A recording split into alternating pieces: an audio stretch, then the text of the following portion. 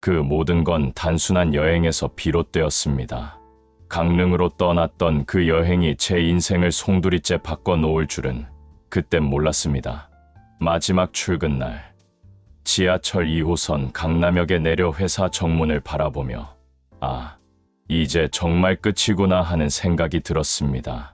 37년 동안 다닌 건설사를 떠나는 순간 손에 든 건 든든한 퇴직금과 연금이었고, 여기에 서울 아파트 매도 대금까지 합쳐 총 10억 원의 목돈이 마련되어 있었습니다. 동료들은 앞으로는 편히 사세요라며 꽃다발을 건넸습니다. 꽃향기는 은은했지만 마음속에는 묘한 공허함이 밀려왔습니다. 집에 돌아오니 아내 영자가 저를 기다리고 있었습니다. 여보, 이제 뭐하며 살까? 35년을 함께 살아온 아내의 물음 속에는 설렘과 두려움이 동시에 담겨 있었습니다. 두 아들은 모두 독립했고 이제 우리 부부만 남은 상황. 저는 잠시 생각하다가 대답했습니다. 평생 일만 했으니 일단 여행부터 가보자. 속초나 강릉 어디라도 좋으니 우리 둘이 함께 가자. 아내는 웃으며 제 손을 꼭 잡았습니다. 그렇게 우리는 은퇴 후 첫 여행을 준비하게 되었습니다. 그날 밤 창밖을 바라보며 저는 스스로에게 다짐했습니다. 이제는 진짜 내 인생을 살아야지. 그러나 그 다짐은 오래가지 못했습니다. 단순한 호기심으로 들른 한 부동산 사무소에서의 만남이 37년간 쌓아온 모든 것을 단 2해 만에 앗아가 버렸기 때문입니다. 저는 지금도 그날을 후회합니다. 하지만 동시에 그 실패가 단순히 불행만은 아니었다는 것도 압니다. 돈은 잃었지만 그 과정을 통해 진짜 행복이 무엇인지, 어떻게 살아야 하는지를 새삼 깨달았으니까요. 오늘 제가 들려드릴 이야기는 바로 그 실패와 깨달음의 기록입니다. 누군가에게는 경고가, 또 누군가에게는 작은 위로가 되기를 바라며 이제 제 이야기를 시작합니다. 퇴직 일주일 뒤, 저는 아내와 함께 강릉으로 향했습니다. 은퇴 후 첫 여행이자 37년간의 고단한 노동을 마친 뒤 처음 맞이하는 진짜 쉼표였습니다. 서울역에서 KTX를 타고 강릉까지 2시간이 채 걸리지 않았습니다. 창밖으로 스치는 겨울 풍경은 유난히 아름다워 보였습니다. 흰 눈이 들판을 덮고 나무마다 하얀 서리가 내려앉아 있었습니다. 아내가 제 손을 꼭 잡으며 말했습니다. 여보, 우리 언제 이렇게 여유롭게 기차 여행을 해봤나요? 그 말에 저도 모르게 웃음이 나왔습니다. 그동안 회사와 가정이라는 굴레 속에서 달리기만 했지, 이렇게 여유를 느낀 건 정말 오랜만이었습니다. 강릉역에 도착해 택시로 갈아타고 안목 해변에 닿았을 때는 오후 3시쯤이었습니다. 짠내 나는 바닷바람과 갈매기 울음소리가 우리를 맞이했습니다. 펜션 주인이 열쇠를 건네며 바다가 바로 보이는 방이니 좋은 추억 만드세요라고 말했습니다. 창문을 열자 눈앞에 펼쳐진 푸른 바다의 마음까지 탁 트이는 듯했습니다. 아내는 감탄을 연발하며 사진을 찍었고 저는 그 모습을 바라보며 생각했습니다. 그래, 이렇게만 살아도 충분히 행복하구나. 첫날 저녁은 해변가 횟집에서 보냈습니다. 싱싱한 생선회와 따뜻한 매운탕에 막걸리 한 잔을 곁들이니 지난 세월의 피로가 녹아내리는 듯했습니다. 여보, 37년 동안 정말 고생 많았어요. 아내의 말에 가슴이 뭉클해졌습니다. 저도 모르게 앞으로는 당신만 웃게 해주고 싶어요라고 답했습니다. 그 순간만큼은 세상 누구보다 부자가 된 기분이었습니다. 이틀째, 우리는 오죽헌을 둘러보러 갔습니다. 고풍스러운 한옥과 겨울 소나무가 어우러져 장관을 이루고 있었습니다. 그런데 오죽헌 입구에서 우리는 우연히 한 간판을 보게 되었습니다.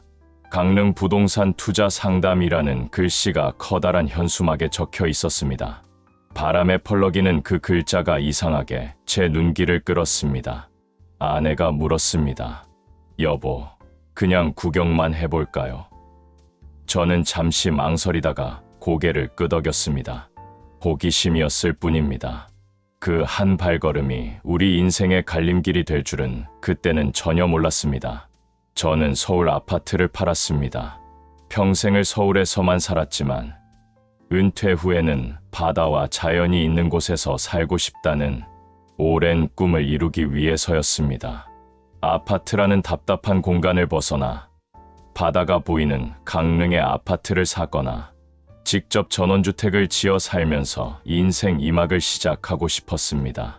서울 아파트를 매도한 대금과 퇴직금, 연금을 합쳐 마련한 10억 원의 목돈이면 충분히 행복한 노후를 보낼 수 있을 거라 믿었습니다. 강릉 여행 중 들른 부동산 사무소에서 중개사가 능숙하게 설명했습니다. 7억 원이면 바다 뷰가 나오는 신축 아파트에 입주하실 수 있습니다. 2억 원만 대출 받으시면 돼요. 은퇴하시고 사시기에 딱 좋습니다. 그리고 5억 원짜리 단지 하나 더 투자하세요. 1억 원만 더 대출 받으시면 됩니다. 지금 사두면 최소 2배는 오릅니다. 벽에 붙은 시세표에는 최근 몇 년 사이 강릉 집값이 가파르게 올라온 흔적이 있었습니다. 중개사는 손가락으로 그래프를 가리키며 자신 있게 말했습니다. 서울 분들이 여기 와서 제일 많이 하는 실수가 뭔지 아십니까? 한 채만 사는 겁니다. 2채를 사셔야죠. 거주용은 그냥 사시는 거고 투자용은 2배가 되면 팔아서 노후 자금으로 쓰시면 됩니다. 10년 뒤에는 웃으면서 은퇴 생활하실 수 있을 겁니다. 그 말이 제 마음을 강하게 흔들었습니다. 그래, 맞아. 5억이 10억이 되면 그 차익만으로도 노후가 든든하지 않겠어. 남들도 다 이렇게 돈을 번다는데 우리만 가만히 있으면 바보지. 머릿속이 계산으로 가득 찼습니다. 아내는 여전히 불안한 듯 말했습니다. 여보, 이렇게 전 재산에 대출까지 껴서 아파트 2채에 묶어버리는 게 맞을까요? 저는 단호하게 대답했습니다. 당신도 알잖아. 은행 이자는 월세로 충당하면 돼. 그리고 저 아파트는 곧 오를 거야. 2배는 확실히 오른다고 하잖아. 그때 팔면 우리 노후 문제는 없어. 며칠을 고민한 끝에 결국 계약을 체결했습니다. 강릉의 바다뷰 신축 아파트 한 채 7억 원, 그리고 조금 작은 단지의 아파트 한 채 5억 원, 각각 2억 원, 1억 원의 대출을 받아 총 3억 원의 빚을 냈습니다. 서울 아파트 매도금과 퇴직금, 연금까지 재산을 오롯이 부동산에 넣고도 모자라 빚까지 낸 셈이었습니다. 펜션으로 돌아오는 길, 아내가 제 손을 잡으며 물었습니다. 여보, 이렇게 하면 정말 괜찮을까요? 저는 미소를 지으며 답했습니다. 괜찮아. 투자용 아파트가 2배로 오르면 그 돈으로 노후 자금이 생기는 거야. 그게 우리가 편하게 살 수 있는 길이야. 그날 밤, 바닷바람이 창문을 흔들고 있었지만 제 마음은 들떠 있었습니다. 이제 우리 인생이 달라질 거야. 은퇴 후에도 걱정 없이 살 수 있어. 그러나 그때는 몰랐습니다. 2배를 꿈꾸며 샀던 그 한 채가 오히려 우리를 파멸로 몰아넣을 씨앗이 될 줄은 전혀 알지 못했습니다. 2024년이 밝자마자 제 계획에 첫 금이 가기 시작했습니다. 뉴스에서는 연일 한국은행 기준 금리 인상 소식이 나왔습니다. 처음엔 대수롭지 않게 여겼습니다. 우린 투자용을 곧 팔 거니까 이자 조금 오르는 건 별 문제 아니야.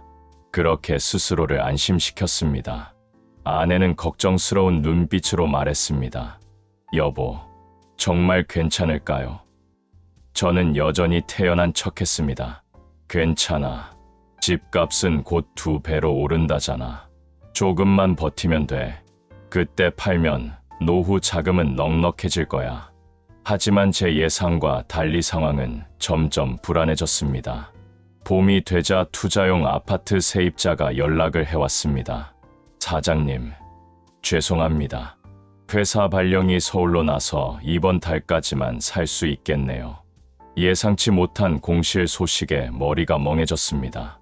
그래도 속으로는 금방 새 세입자가 들어올 거야 하고 안심했습니다. 강릉이 여전히 인기 있는 도시라고 굳게 믿었으니까요. 그러나 한 달, 두 달이 지나도 임대 문의는 없었습니다. 부동산 중개업소에 찾아가자 직원이 난처한 얼굴을 했습니다. 요즘 강릉 임대 시장이 예전 같지 않습니다. 관광객은 줄고 젊은 층은 다시 서울로 올라가고 있어요. 월세 100만 원은 부담스럽다는 분들이 많습니다. 그 말을 듣는 순간 가슴이 철렁 내려앉았습니다. 설상가상으로 4월에는 정부에서 대출 규제 강화 발표까지 나왔습니다. 투자용 주택 대출 심사 강화라는 뉴스 자막이 흘러나오는 걸 보며 아내가 중얼거렸습니다. 여보, 이거 우리한테 불리한 거 아니에요? 아니야. 괜찮을 거야. 걱정하지 마. 그 무렵 집값도 흔들리기 시작했습니다. 7억에 산 거주 아파트가 6억 밑으로 떨어졌고 5억에 산 투자용 아파트는 4억 후반대에 거래가 나오기 시작했습니다. 제가 꿈꾸던 2배 상승과는 정반대 방향이었습니다. 부동산 앱을 열어 시세 그래프를 확인할 때마다 심장이 덜컥 내려앉았습니다. 밤마다 잠을 설쳤습니다. 파도 소리가 더 이상 위로가 되지 않았습니다. 불안과 초조가 밀려왔습니다. 아내가 새벽에 잠에서 깨어 물었습니다. 여보, 괜찮아요? 요즘 너무 예민해 보여요. 저는 억지로 웃으며 고개를 끄덕였지만 이미 알고 있었습니다. 우리가 믿었던 2배 상승 신화가 흔들리기 시작했다는 사실을.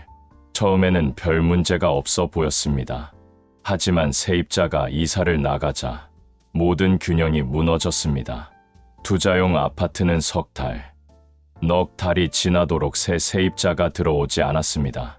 그동안 기대했던 월세 수익은 한 푼도 들어오지 않았고 매달 3억 원에 대한 이자로 100만 원이 넘는 돈이 빠져나가는 상황이 이어졌습니다. 은퇴 후 여유롭게 쓰려고 아껴둔 돈이 조금씩 줄어드는 걸 보며 마음이 조급해졌습니다. 설상가상으로 집값은 빠르게 내려가기 시작했습니다. 7억에 산 거주 아파트는 4억 초반으로 떨어졌고 5억에 산 투자용 아파트는 2억 중반까지 곤두박질 쳤습니다. 저는 스마트폰으로 부동산 앱을 켜고 또 켰습니다. 그래프가 꺾여 내려갈 때마다 심장이 덜컥 내려앉았습니다. 곧 2배가 될 거라던 집값이 왜 이러는 거지? 불안감이 점점 커졌습니다. 아내는 매일같이 걱정스러운 표정으로 말했습니다. 여보, 투자용 아파트 팔아야 하는 거 아니에요? 더 늦기 전에 손해를 줄이는 게 나을지도 몰라요. 하지만 저는 고개를 저었습니다. 아직은 안 돼. 지금 팔면 손해잖아. 조금만 더 기다리면 다시 오를 거야. 제 말은 스스로도 설득력이 없다는 걸 알고 있었습니다. 하지만 2배 상승이라는 달콤한 말이 여전히 머릿속을 지배하고 있었습니다. 시간이 흐를수록 생활비는 더 빠듯해졌습니다. 전에는 주말마다 외식하던 것도 끊고 아내는 장바구니에서 필요한 것만 겨우 담았습니다. 저는 밤마다 잠을 이루지 못했습니다. 파도 소리가 더 이상 음악처럼 들리지 않았습니다. 오히려 우리 삶을 집어삼키는 경고음처럼 울려 퍼졌습니다. 결국 저는 결정을 내릴 수밖에 없었습니다. 투자용 아파트를 내놓았습니다. 그러나 시장은 냉정했습니다. 5억에 샀던 집은 2억 원까지 가격을 내려야 간신히 팔 수 있었습니다. 차익은커녕 큰 손실만 남았습니다. 그 돈을 손에 쥐고 보니 허무하기 짝이 없었습니다. 아내는 한숨을 내쉬며 말했습니다. 여보, 우리 노후 자금이 이렇게 다 날아갈 줄 누가 알았겠어요. 저는 말없이 고개를 숙였습니다. 우리가 믿었던 2배 상승의 꿈은 산산조각 났습니다. 남은 건 줄어든 현금과 언제 또 떨어질지 모르는 거주 아파트 한 채뿐이었습니다. 결국 강릉의 거주형 아파트도 팔게 되었습니다. 손에 남은 돈은 고작 5억 남짓이었습니다. 2채를 팔고도 반 토막이 나버린 거죠. 처음 10억으로 당당히 2채를 매입할 때만 해도 이렇게 무너질 줄은 상상조차 못했습니다. 그래도 저는 마지막 희망을 걸었습니다. 그래, 다시 서울로 가자. 고향 땅에서 노후를 보내는 게 낫겠다. 그렇게 아내와 상의한 끝에 우리는 짐을 싸들고 서울로 올라왔습니다. 하지만 현실은 냉혹했습니다. 몇 년 사이 아파트 값은 이미 하늘 높은 줄 모르고 치솟아 있었습니다. 예전 내가 살던 아파트는 이제 15억을 호가했고 웬만한 중소형 아파트도 10억이 넘는 가격표가 붙어 있었습니다. 가진 돈 5억으로는 감히 발을 들일 수 없는 세상이 되어버린 겁니다. 중개업소를 돌며 집값을 확인할 때마다 가슴이 철렁 내려앉았습니다. 내가 왜 강릉으로 갔을까? 그냥 서울에 남아 있었더라면. 끝없는 후회가 밀려왔습니다. 아내 앞에서는 애써 태연한 척했지만 속으로는 자신을 향한 원망과 자책이 불덩이처럼 치밀어 올랐습니다. 결국 선택지는 하나뿐이었습니다.